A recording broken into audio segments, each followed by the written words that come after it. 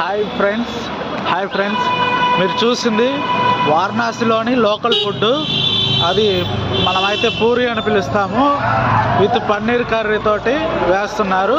ఒక ప్లేట్ వచ్చేసరికి 4 ఇస్తారు, 30 రూపీస్ తీసుకుంటున్నారు. టేస్ట్ అయితే బహుత్ అచ్చా హై, చాలా బాగుంది.